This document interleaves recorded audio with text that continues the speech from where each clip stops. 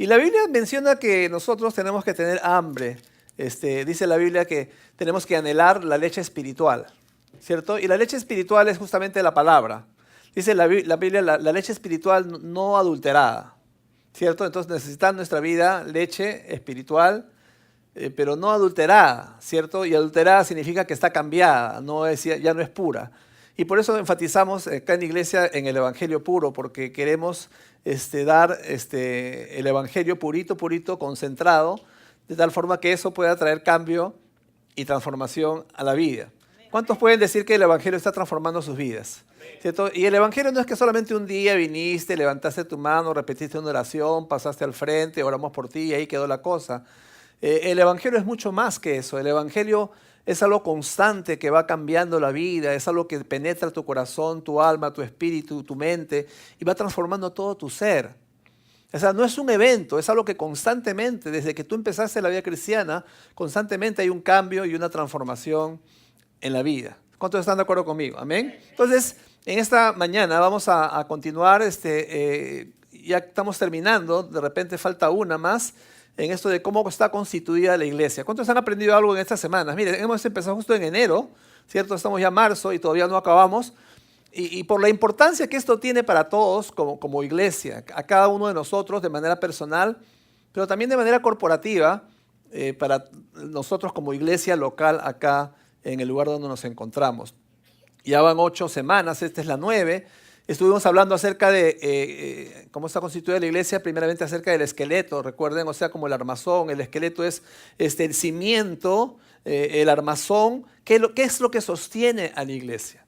¿Cierto? Y vimos ahí, por ejemplo, que la iglesia tiene un alto concepto de Dios, la iglesia tiene como prioridad las escrituras, tiene como prioridad la sana doctrina, hay un sentido de santidad personal en la vida de cada uno, la autoridad espiritual está bien definida también en la iglesia. Entonces, esas cosas constituyen, y hemos estado enseñando en el armazón, en el esqueleto, y el cimiento de la iglesia. Luego pasamos a la segunda fase que tiene que ver con los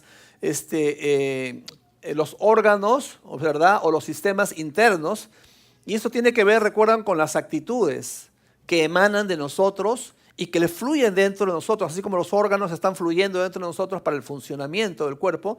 Igual nosotros, espiritualmente hablando, esos órganos, esas actitudes internas, vimos la obediencia, el amor, la unidad, el servicio y muchas cosas más que hemos estado enseñando acerca de esas actitudes internas, la paz, el gozo, que tienen que emanar, que tienen que fluir dentro de nosotros. Y luego también estuvimos hablando acerca ya de las funciones de la iglesia. Entonces, las funciones tienen que ver con a qué estamos llamados como iglesia, ¿cierto? ¿Cuál es nuestra función? ¿Cuál es nuestro rol? Ahí vimos acerca del evangelismo, acerca del discipulado. Hemos estado viendo acerca de la adoración colectiva, acerca de la oración y muchas del pastoreo, edificar familias y muchas otras cosas que como iglesia son parte de la función. O sea, ¿qué hacemos? Todo lo que hemos mencionado dentro de las funciones las semanas anteriores, específicamente con lo que enseñó Cristian y Claudita, eso te refiere a las funciones. Pero ahora, ¿qué hay acerca de la carne y la piel? Que es la última parte de esta serie, de en qué está constituida la iglesia, cómo está constituida la iglesia. La carne y la piel es cómo se ve la iglesia. ¿Okay? Ahora, pero algo importante que quiero mencionarles es que si todas las cosas previas, como el cimiento, como el esqueleto, como esas cosas de un alto concepto de Dios, la prioridad de las escrituras, una sana doctrina, la santidad personal, la autoridad espiritual, si las actitudes están fluyendo correctamente internamente, actitudes internas que emanan del creyente, si las funciones se están dando, entonces en realidad la carne y la piel van a empezar a fluir de manera natural. ¿Amén? ¿Estamos de acuerdo? O sea, no es de que yo hago cosas, como siempre mencionamos, no es el hacer, sino es el ser. ¿Amén? ¿Estamos de acuerdo? No es qué tú hagas, sino quién tú eres, es el ser. Y lamentablemente muchas veces nos afanamos en el hacer y no en el ser como cristianos. Y acá queremos enfatizar en el ser, en ti como persona, qué emana de ti como creyente. O sea, la carne y la piel es una expresión de lo que nosotros somos internamente. Yo estuve hace unas semanas En la casa siempre saco a los perritos en las mañanas. Y hace un par de domingos, creo, me tocó sacar a los perritos como siempre sacamos, los saco en las mañanas. Y cuando yo saqué, había una pareja que estaba por ahí, una joven hermosa que pasaba. Y el joven también que estaba, parece que era su enamorado, pero la chica estaba tirada en el suelo. Yo lo vi como una cuadra de distancia. Y cuando me fui acercando, la chica no quería pararse. El hombre la levantó, trató de levantarla y esa mujer estaba totalmente borracha, totalmente drogada. El hombre la levantó por fin, al costado había, a la vuelta de mi casa, en la vereda, ustedes han visto esas jardineras que hay ahí. Había una jardinera llena de barro, lleno de excremento de perros. La mujer se tiró allí y se empezó a revolcar allí. Y es decir, un espectáculo realmente deplorable. Y todo lo que esa pobre chica podía tener físicamente, su belleza, quedaba a un lado, quedaba tan al margen debido a cómo ella se comportaba. Una imagen totalmente degradante y deplorable de una dama, ¿verdad? Entonces, a lo que voy es esto, de que, ¿cuántos saben de que Dios mira el corazón? ¿Amén? Dios mira el corazón, Dios mira lo interno, por lo tanto nosotros tenemos que enfrascarnos, afanarnos y más bien interesarnos en lo interior, nosotros como cristianos. O sea, si el fundamento está bien puesto, los órganos internos están también fluyendo, los sistemas dentro de nosotros, y si estamos realizando las funciones correctamente, como dijimos, entonces esa iglesia, esa novia de Cristo va a lucir radiante. ¿Amén? Esa novia va a lucir radiante. Hay un dicho que dice, así la mona se vista de seda, mona se queda, ¿cierto? Y hay bastante verdad en esto, ¿verdad? ¿Por qué? Porque muchas veces nosotros, y el error es que muchas veces más nos afanamos y preocupamos por lo externo, ¿cierto? Y aún hay muchos lugares, en muchas iglesias que tú vas de repente, se enfocan en demasía en lo externo, en que de pronto el escenario esté totalmente negro y luces potentes con cañones que alumbren a las personas que están delante, o que cierto tipo de instrumentos o cierta clase de músicos y cada uno con su estrado. Y si pudieran ponerle un estrado automático que sale de abajo y se sube, o sea, tratando de repente de impactar los sentidos, ¿verdad?, de las personas. O sea, y de lo que se trata no es de lo externo, o sea, de lo que se trata no es de vestir a la mona de seda. ¿Estamos de acuerdo? Porque si no, mona se queda. Lo importante es lo interno. Lo importante es qué cosa está emanando de nosotros. ¿Por qué hay gente que le gusta la iglesia? ¿Cuántos pueden decir que le gusta la iglesia? ¿Por qué a la gente le gusta la iglesia? ¿Por qué? Porque ven en nosotros actitudes internas correctas, porque ven dentro de nosotros el gozo, amén, ven en nosotros el amor, ven en nosotros la unidad, ven en nosotros esa paz, ven en nosotros ese deseo de servir, entonces en los miembros de la iglesia. Y eso hace que la iglesia sea como un imán y podamos nosotros, la gente que venga pueda sentirse agradablemente bien recibida. Entonces, la carne y la piel en la constitución de la iglesia se refiere a la manifestación externa de aquello que nosotros internamente somos. ¿Ya? Y vamos a ver Mateo 16, un pasaje bien importante que va a profundizar el tema que estamos hablando.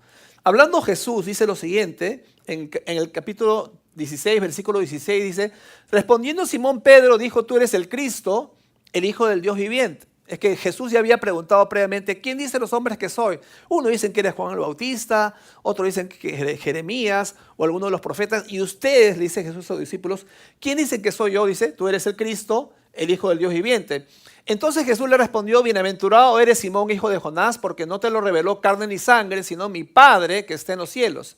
Y yo también te digo que tú eres Pedro, y sobre esta roca edificaré mi iglesia, y las puertas del Hades, o las puertas del infierno, dice, ¿qué cosa? No prevalecerán contra ella. Entonces cuando Cristo habló de edificar la iglesia, Él no estaba hablando del edificio, Él no estaba hablando del local, Él no estaba hablando del auditorio, Él no estaba hablando de las sillas, no estaba hablando del teclado, de la batería, de las guitarras o de los parlantes.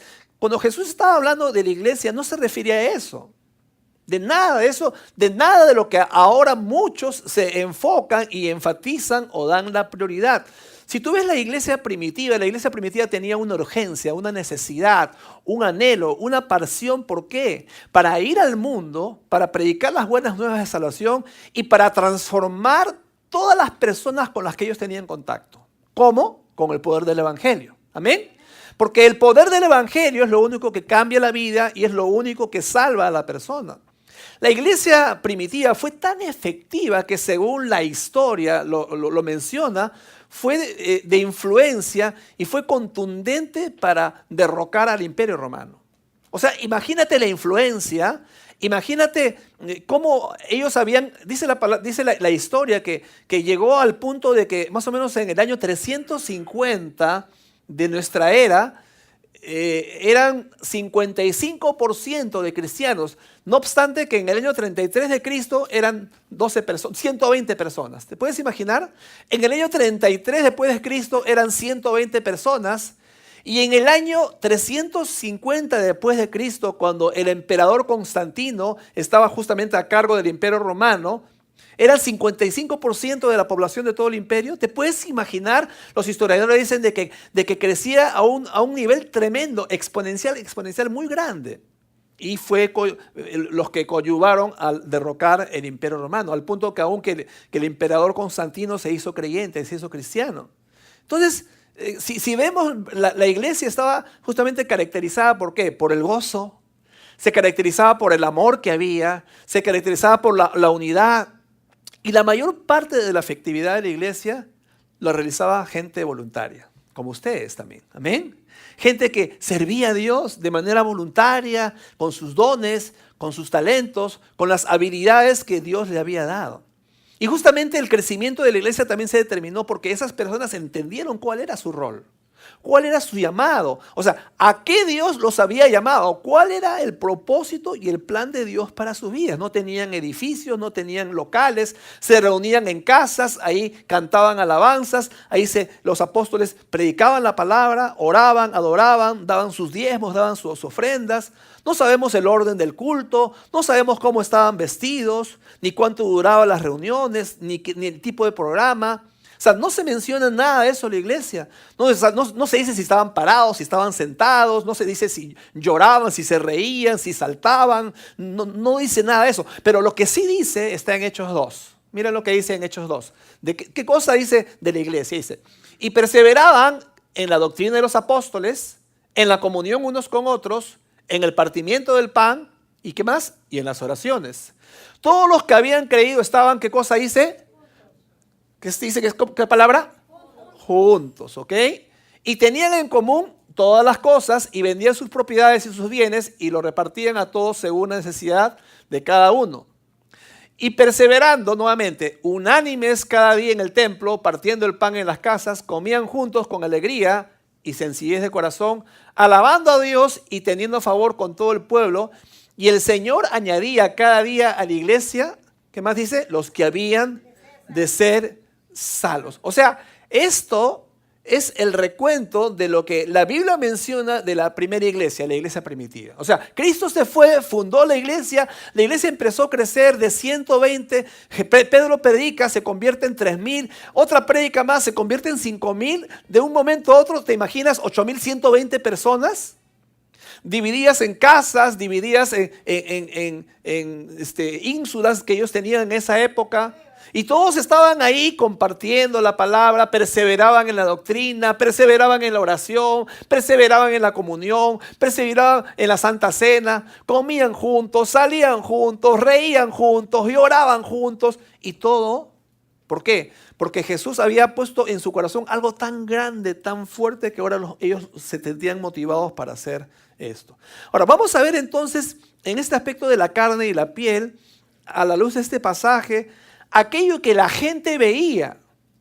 Porque cuando hablas de la carne y la piel es lo que se te ve, ¿verdad? ¿Cómo eres tú? ¿Cómo son tus facciones físicas? Entonces, ¿qué es lo que la gente veía en la iglesia? Hablando de carne y de piel. Número uno, la iglesia estaba motivada por el amor y por la pasión. Y eso era algo evidente, algo que se veía. La gente veía eso, el amor, la pasión de las personas.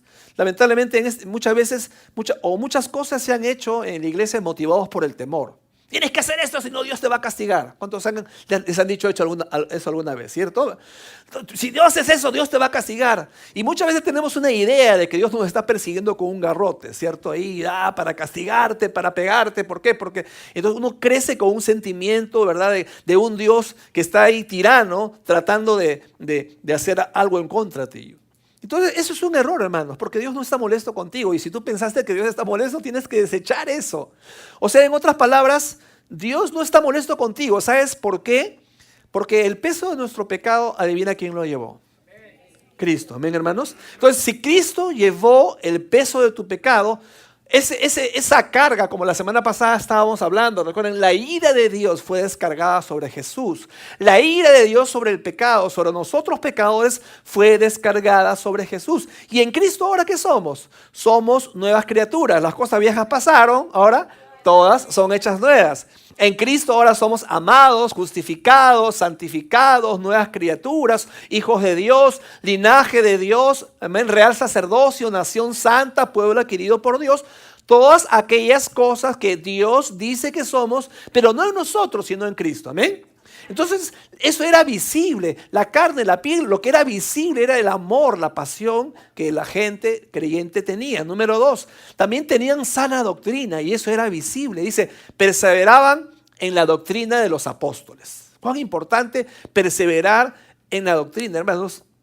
Parte del cimiento que hemos enseñado también acá, ¿verdad? Cuando estábamos hablando en la constitución de la iglesia, más o menos número 2 o número 3 de la enseñanza de la serie, ahí mencionamos justamente esta parte del esqueleto, la doctrina sana. Cuán importante, hermanos. Acá en la iglesia también tenemos ese énfasis, y seguiremos dando el énfasis en la doctrina de la iglesia. La doctrina sana es la enseñanza correcta de las verdades bíblicas que conllevan a una salud espiritual y a una transformación de la vida de las personas. ¿Y saben qué, hermanos? En esta área tenemos que ser precisos.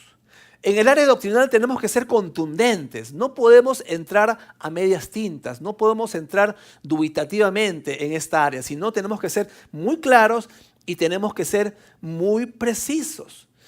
O sea, no es la estrategia como muchos lugares en este tiempo, y yo recalco y lo chanco y lo seguiré diciendo, hay muchos lugares que no se preocupan por eso. O sea, les gusta que venga la gente a la iglesia, pero no se preocupan por la doctrina y enseñan disparates.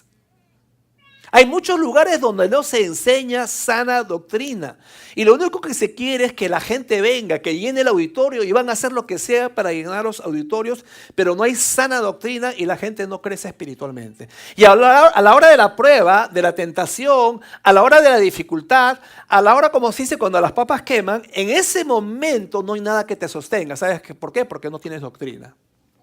¿Sabes por qué? Porque no tienes palabra. Lo único que sostiene la vida del creyente es la palabra. Porque tú no te das cuenta hasta que viene la prueba, hasta que viene la tentación, hasta que viene la adversidad. Ahí te das cuenta que no hay nada que te sostenga. Por eso es fundamental la doctrina. Otro aspecto que también la gente veía en el aspecto de la carne y la piel, y que era visible, era la comunión. Dice, perseveraban en la comunión unos con otros. La palabra comunión es la palabra griega koinonía. Coinonía, o sea, había compañerismo, confraternidad. ¿Y saben qué? Eso es importante que nosotros también desarrollemos como iglesia, ¿amén? La coinonía, que haya una amistad fraterna, una amistad, o sea, desarrollar relaciones profundas entre hermanos. A mí me encanta cuando yo me entero que han salido ahí 4 hermanos o un grupo de parejas de jóvenes, o se van a la casa de Israel con Alexandra, un grupo de jóvenes, y almuerzan ahí, ven televisión, se ríen. Amén, oran un rato, no sé, espero que hagan muchas cosas, amén, de diversión, pero también espiritual, pero desarrollar lazos fraternos, que haya comunión.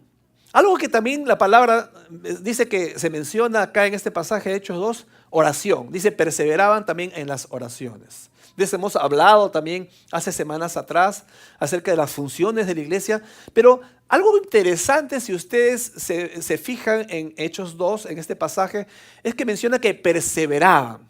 Perseveraban en la doctrina, perseveraban en la comunión, perseveraban en el partimiento del pan, perseveraban en la oración, perseveraban.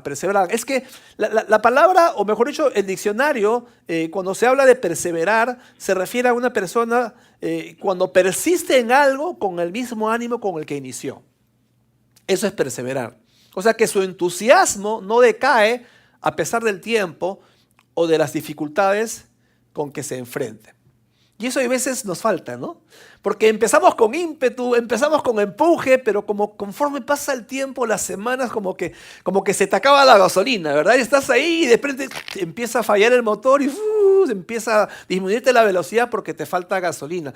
Entonces lo que tenemos que aprender de la iglesia primitiva, dentro de la oración y dentro de, como dijimos, de la doctrina y dentro de la comunión, es esta palabra perseverar. Perseveraban. Repite conmigo, perseverar. Nuevamente, repite conmigo, perseverar. ¿Por qué, hermanos? Porque como estamos mencionando, o sea, no es suficiente comenzar, es suficiente permanecer, perseverar. Puede haber lluvia, puede haber sol, puede haber truenos, puede caer huaicos, pero yo persevero. Amén. Me pagan, no me pagan, yo persevero. Amén. Me va bien con mi esposa, no me va bien con mi esposa, con mi esposo, vino quien sea, pero igual yo persevero. Amén, hermanos. Nuestro llamado como creyentes es perseverar. Otro aspecto que también se veía y era visible, número 5, la unidad. Dice, todos los que habían creído estaban juntos. Y en el versículo 46 dice, y perseverando unánimes cada día en el templo. Unidad. O sea, ellos estaban unánimes, estaban juntos. La palabra unánimes tiene que ver como que estaban en la misma nota.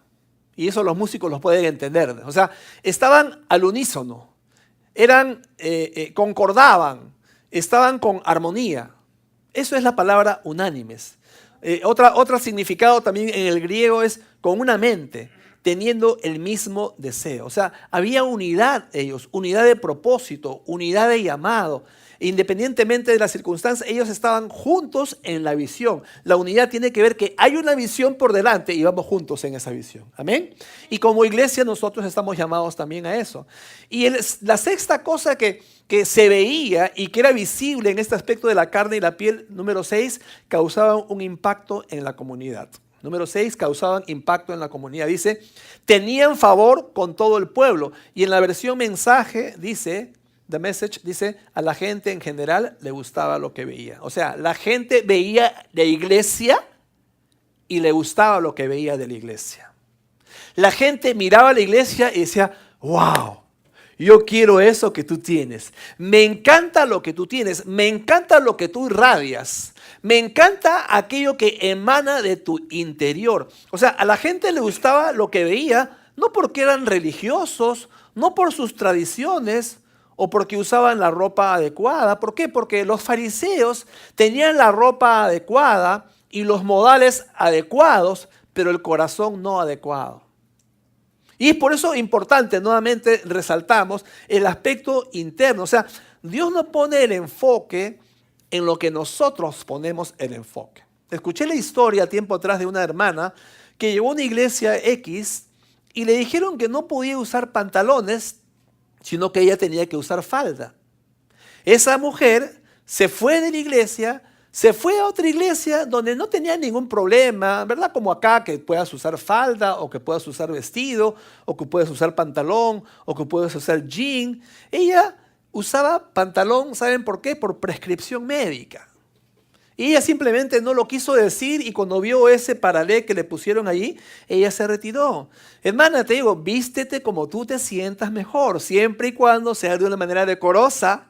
Amén. Y no se llame la atención. Viste como tú prefieras. ¿Ok? Tu cabello también como tú lo prefieras. En este aspecto del cabello, las mujeres nunca se ponen de acuerdo.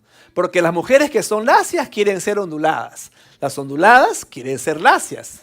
Las chicas que tienen el pelo negro quieren tener el pelo rubio. Las chicas que tienen el pelo rubio quieren teñírsela de negro. Nunca se ponen de acuerdo. Otras, por otro lado, se van a la peluquería para pintarse el cabello, gastan 80 soles.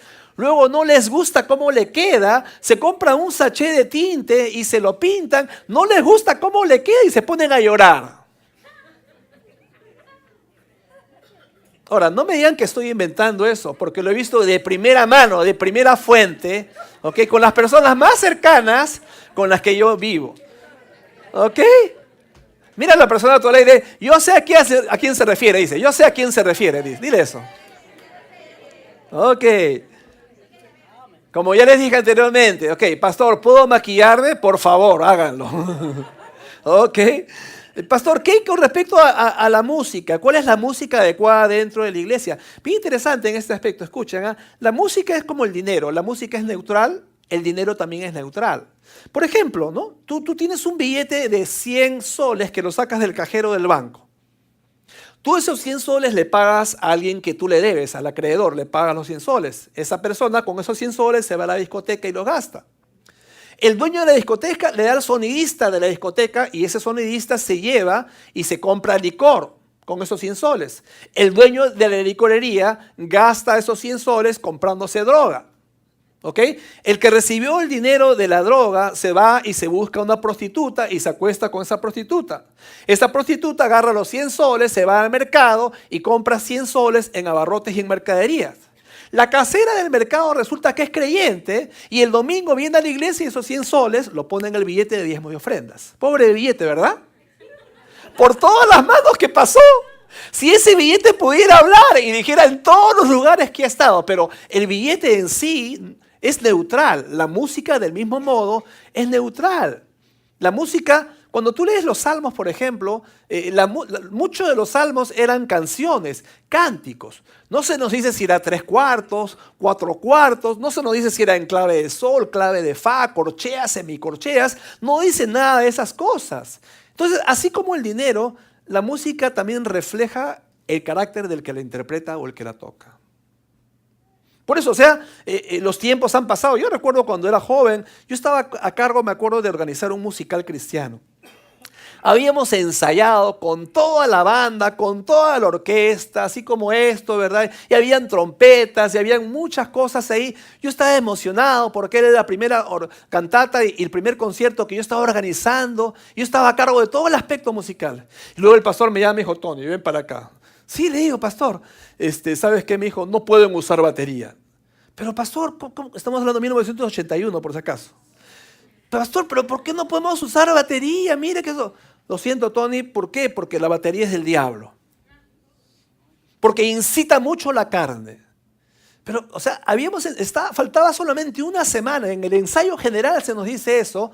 Y lamentablemente, caballero, pues tenía que someterme al pastor. Yo me puse a llorar, me acuerdo de la frustración y de la impotencia, pero en esa época era así. O sea, la música que a mí me gusta no es la música que a mis hijas les gusta. ¿Por qué? Porque es música de tíos, dicen.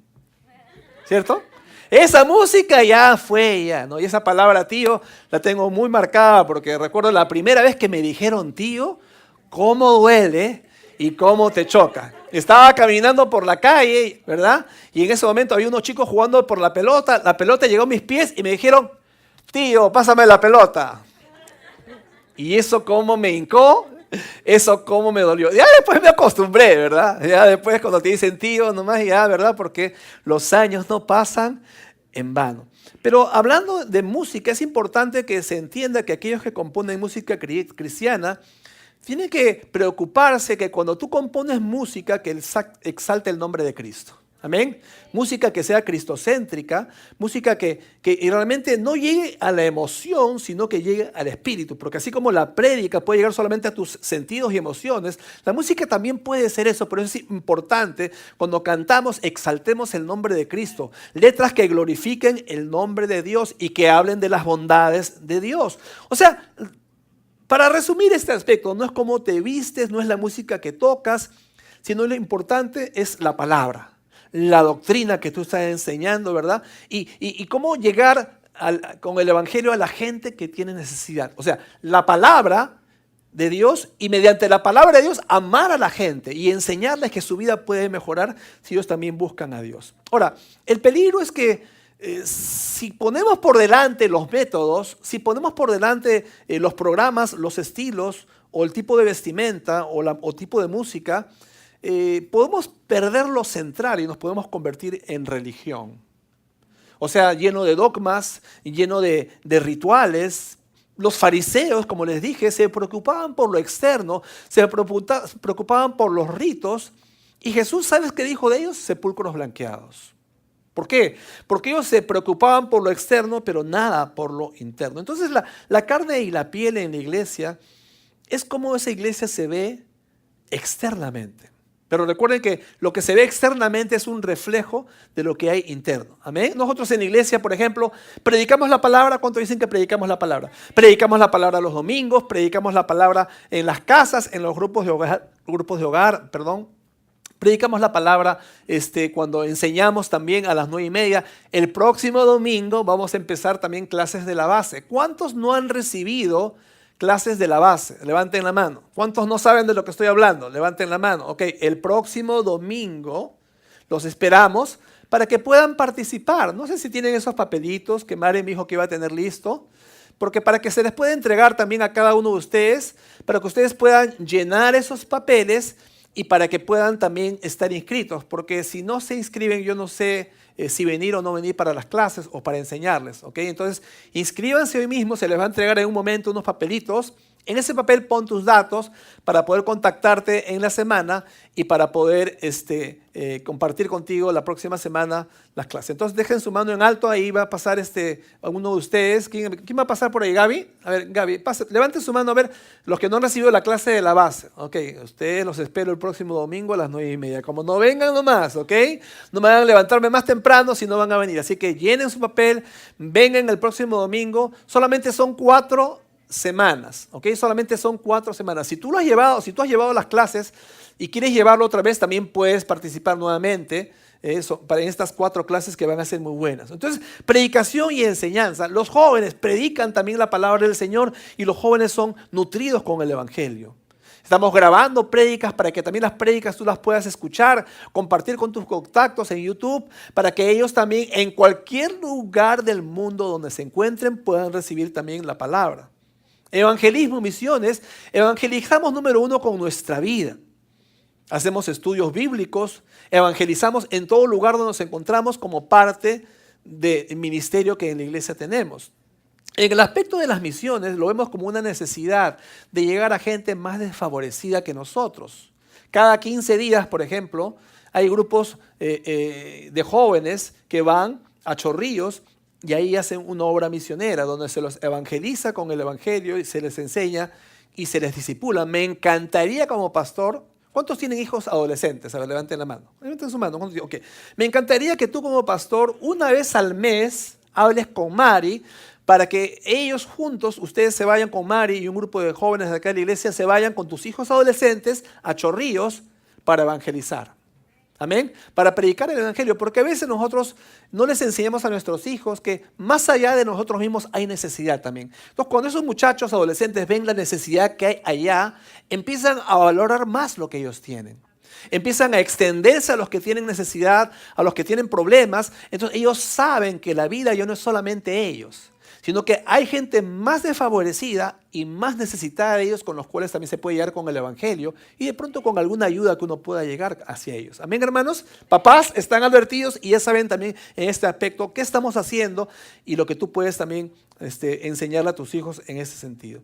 O sea, cuando lo interno está correcto, cuando hay actitudes correctas, cuando el esqueleto está bien puesto, empieza a fluir de manera natural el ministerio. Empieza a fluir de manera natural lo que es visible ahora para las demás personas. La adoración en la iglesia, me encantan los tiempos de alabanza, de adoración que tenemos los domingos acá en la iglesia como grupo, ¿verdad? Me encanta cuando levantan sus manos, cuando oran o cuando aplauden, cuando saltan. Me encanta porque esa es una expresión natural de que lo que en la iglesia nosotros hacemos. La oración. Fluimos en oración. Todos los lunes, ustedes cuando llenan sus sobres de diezmos y ofrendas, ahí nosotros todos los lunes estamos orando, intercediendo. 1 hora de oración con todo el liderazgo de la iglesia y 1 hora enseñándoles también a ellos la palabra, porque ellos también ahora tienen que ser discipulados y tienen que aprender. Consejería, estamos más que dispuestos para poder ayudarte. ¿Tienes alguna dificultad? ¿Tienes algún problema? Siempre hay consejería constantemente, ya sea por parte de mi esposa, por parte mía o por parte también de líderes de la iglesia que pueden apoyarnos en eso. El discipulado lo hacemos en la iglesia, lo hacemos en los grupos de hogar, lo hacemos en la escuela dominical y en todo lugar donde podemos. Es para nosotros sumamente también importante. El pastoreo, por supuesto también estamos pastoreando, llamando por teléfono a las personas o visitándolas. Tienes una necesidad, llama por teléfono, por favor, contáctanos para poder suplir esa necesidad que tú tengas y estar ahí, porque de eso se trata también el pastoreo. Familia, nos preocupamos por la familia, por supuesto, constantemente enseñamos temas sobre familia. Hace un tiempo atrás mi esposa estaba enseñando sobre crianza de hijos. Dentro de poco tiempo va a comenzar también a enseñar el tema de crianza de hijos. ¿Por qué? Porque el fortalecimiento de la familia es sumamente importante. Entonces, la manifestación externa, la carne y la piel, lo visible se empieza a dar cuando todo lo que está adentro está en su lugar correcto. ¿Y saben qué? Cuando yo veo todo lo que veo en la iglesia, yo me emociono. Me lleno de tanta emoción, de tanta alegría por cada uno de ustedes y por lo que Dios está haciendo en ustedes. Porque empieza a ser visible, porque empiezan a dar fruto, porque los veo y digo, wow, me encanta. ¿Sabes qué? Dios, gracias porque no estamos trabajando en vano. Amén. Gracias. Y hay veces algunos se demoran más que otros, no importa, la obra no es mía, la obra es de Dios. En unos la obra es más rápida, en otros la obra es más lenta, pero no importa, la obra es de Dios. No nos cansemos de hacer el bien porque a su tiempo segaremos si es que no desmayamos. Si tú enseñas, si tú compartes, sigue, pastor, es que no me escucha, la obra es de Dios, sigue compartiendo, sigue enseñando. Tú vas a ver que en su tiempo esa persona va a dar fruto. Tú vas a ver que en su tiempo esa persona va a empezar a cambiar su manera de ser, va a empezar a cambiar sus actitudes internas porque la obra es del Señor. Para terminar, Mateo 16, 18 dice lo siguiente. Jesús hablando, diciéndole a Pedro, y yo también te digo que tú eres Pedro, ¿y qué más dice? Y sobre esta roca edificaré mi iglesia y las puertas del Hades o del infierno, que dice, no prevalecerán contra ella. Quiero desmenuzar brevemente este versículo en 4 partes. Dice Jesús, edificaré. Repite conmigo, edificaré. Jesús dice que Él va a edificar, indicando acá que Él es el creador de la iglesia. O sea, la iglesia no se edifica con planos, la iglesia no se edifica con cemento, con ladrillos, la iglesia no se edifica con el ingenio humano. Jesús dice, yo la edificaré. Jesús dice, yo tengo los planos, yo sé hacer lo que tengo que hacer para edificar la iglesia. Y Jesús dice también, el Salmo 127 dice, si Dios no edifica la casa, en vano trabajan los que la edifican. Luego también dice, edificaré, luego dice, mi iglesia. Cuando dice mi iglesia, significa que Él es el propietario de la iglesia. Él es el dueño de la iglesia. La iglesia no es del pastor, la iglesia no son de los líderes, la iglesia no es de la denominación. Edificaré mi iglesia. Es mi iglesia porque yo la compré. Yo pagué con mi sangre el precio. Es mi novia. Es la iglesia de Cristo. Amén. Él la lidera, Él la nutre, Él la sustenta. Es la iglesia de Jesucristo. Luego dice también sobre esta roca. Cuando dice sobre esta roca edificaré mi iglesia, está hablando acerca del fundamento, clarificando cuál es el fundamento de la iglesia. La iglesia no está fundada sobre lo que a mí me gusta, sobre lo que a ti te gusta. La iglesia no está revelada sobre caprichos egoístas, no está fundada sobre deseos personales. La iglesia está fundada sobre la verdad de quién es Jesús. Sobre eso. Ese es el cimiento, ese es el fundamento de la iglesia. Y finalmente dice, y las puertas del Hades no prevalecerán contra ella. Cuando habla de puerta, interesante porque una puerta es un arma defensiva.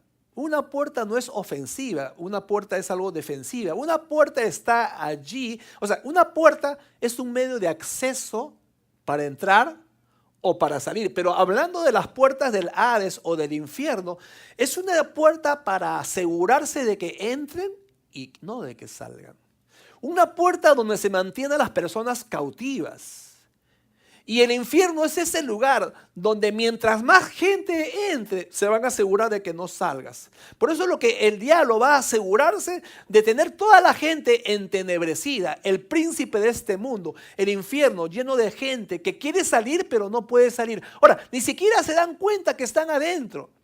Por eso mucha gente está contenta con lo que hace, con el pecado en el que viven, con la vida que tienen y no se dan cuenta que están atrapados en esa cárcel, en esa condenación, en ese pecado. Gente cautiva con sus mentes cautivos, con corazones entenebrecidos por la falsedad y por el pecado. El infierno es como una gran ciudad llena de personas, lleno de oscuridad, gente encarcelada que no pueden salir. Por eso dice las puertas. Pero acá está diciendo que las puertas del infierno, ¿qué cosa dice? No prevalecerán contra ella. Entonces no está hablando pues de una iglesia apática, no está hablando de una iglesia temerosa, a la defensiva, no está hablando de una iglesia que decadente o temerosa, no habla nada de eso. Está Jesús presentando a una iglesia en marcha, avanzando a la vanguardia, empujando las puertas del infierno, sacando las almas para predicarles el evangelio y para llevarse a la salvación de Cristo. Y ese es el llamado urgente que nosotros tenemos que realizar como iglesia, hermanos. Las puertas del infierno no van a prevalecer, es que no pueden prevalecer. O sea, las iglesias deben ser lugares no solamente donde dan refugio a sus miembros, pero lugares de adoctrinamiento, si quieres llamarlo, no me importa, de repente, ay pastor, esa palabra adoctrinamiento como que están usándose, ¿verdad? Un poco en contra, ¿no? De que nosotros los cristianos adoctrinamos a la gente y les lavamos el cerebro. ¿Saben qué? Sí, les lavamos el cerebro. ¿Saben por qué? Porque este cerebro tiene que ser muy lavado. Porque este cerebro está muy corrompido. Porque este cerebro tiene muchas cosas que tienen que ser cambiadas. ¿Y cómo se cambian? Con el evangelio de Cristo. Hermano, por eso, o sea, la iglesia no solamente tiene que ser un cuartel o un lugar donde damos refugio a las personas, pero es un lugar donde tienes que ser entrenado. Un lugar donde tú tienes que aprender. ¿Para qué? ¿Para qué aprender? Para que luego tú vayas y prediques el evangelio y esa alma sea sacada del infierno para que sea llevada al cielo. Y eso se logra como con la predicación del evangelio. Entonces Jesús está hablando de esa iglesia. Pueden atacar a la iglesia, pueden tratar de reprimir a la iglesia, como a lo largo de la historia han tratado de hacerlo. Lo han perseguido a la iglesia, han tratado de silenciar a la iglesia, pero la iglesia prevalece porque es la iglesia de Jesucristo. Nadie va a poder frustrar el plan de Dios. Nada ni nadie va a poder oponerse y salir victorioso ante el plan de Dios. Mi plan prevalecerá, dice la palabra. Y el plan de Dios de salvación seguirá prevaleciendo. Y como los he dicho, cuando vamos a Apocalipsis, al final de la historia, ¿sabes qué te das cuenta? Que ganamos. Al final en Apocalipsis te das cuenta que ganamos. Eso tiene que darte a ti más confianza, más seguridad, más fortaleza para seguir adelante. Y acá en la iglesia, hermanos, yo quiero levantar, como pastor les digo, quisiera levantar acá en la iglesia una iglesia donde las familias son transformadas. Una iglesia donde los adolescentes son restaurados, donde los adolescentes son guiados, donde los niños son encaminados en los caminos del Señor y se les nutre con el evangelio también. Una iglesia donde enseñamos el evangelio puro, amén. Una iglesia en donde podamos encontrar vidas cambiadas. Me encantó escuchar la semana pasada testimonios de vidas cambiadas, vidas transformadas. Porque al final, ¿saben qué, hermanos? Somos su iglesia, amén. Es su iglesia, el Señor la edifica a su manera y al final también es para su gloria. No para la gloria de ninguno de nosotros, exclusivamente para su gloria. Porque si fuese para mi gloria, entonces cuando yo llegue a la presencia de Dios, como ya tuve mi gloria acá, arriba ya no tendré la gloria. Pero cuando yo digo es para tu gloria, para tu honra, tú la levantas, tú la edificas, tú eres el propietario. Entonces, como nosotros no decimos que nada es nuestro, cuando lleguemos allá a su presencia, entonces como tú dijiste que eso no es tuyo, ahora yo te voy a dar aquello que es tuyo allá en el cielo. Amén. De eso se trata cuando hablamos de la carne y de la piel en la constitución de la iglesia. ¿Qué es lo que estamos llamados a que la gente vea en nosotros? ¿Amén? Vamos a inclinar nuestro rostro, por favor, y vamos a orar. Señor, te damos gracias en esta mañana, Señor, por el privilegio de poder adorarte, de poder recibir tu palabra, por el privilegio, Padre amado, que tenemos cada uno de nosotros, de que tú nos enseñes, Señor. Y te damos gracias también en esta mañana, Señor, por las personas, hermanos y hermanas que están acá presentes, Señor, por el deseo del corazón de cada uno de ellos, Padre amado. Yo te pido, Señor, que en esta mañana que tú cada uno los toques profundamente en su corazón, Señor. Y que se puedan dar cuenta cada uno de ellos, Señor, a qué tú los has llamado, Padre amado. A qué, Señor, cuál es el propósito por el cual ellos están acá en esta tierra, Padre Celestial. Yo bendigo sus vidas, Señor. De repente algunos tienen cargas, tienen dificultades, Señor. pero que ellos puedan tener la paz, la confianza, esa certeza de que tú estás en control absoluto de todas las cosas, Señor. De que nada se te escapa de tus manos a ti, Señor. Que si somos tus hijos, Señor, tú nos tienes en la palma, asegurados, en la palma de tu mano, Padre Celestial. Y danos, Señor, esa confianza, esa certeza de que somos tu iglesia, Señor. La iglesia que tú compraste con tu sangre bendita, Señor. La iglesia, Señor, por la cual tú diste tu vida, Señor amado. Esa iglesia hermosa que tú estás formando, Señor. Que tú estás haciendo que madure.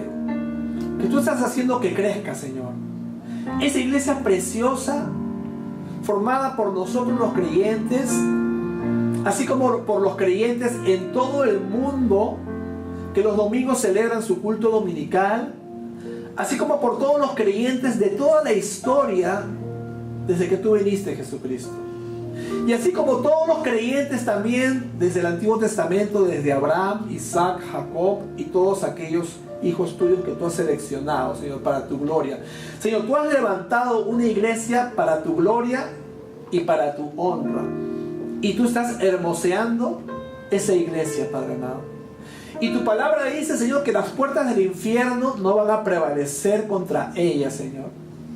Que podamos ser esa iglesia, Señor, que va avanzando, que va, Señor, adelante, que no tiene temor, que vence todo obstáculo en el nombre de Jesús, que entiende cuál es su propósito, cuál es su llamado, Señor, y que está allí, Señor, predicando el evangelio, Señor, saqueando el infierno para poblar el cielo, Señor, con almas que tú has escogido para la alabanza de tu gloria, para que escuchen el evangelio. Y gracias, Señor, porque nosotros somos esos instrumentos que tú has escogido, Padre amado. Gracias, Señor, porque nosotros somos esos instrumentos para llevar a cabo ese plan maestro que tú tienes, Señor, para tu iglesia, para tu novia, Señor. Permite, Señor, que cada uno seamos diligentes en ese llamado que tenemos, Señor amado. En el nombre de Jesús, Señor.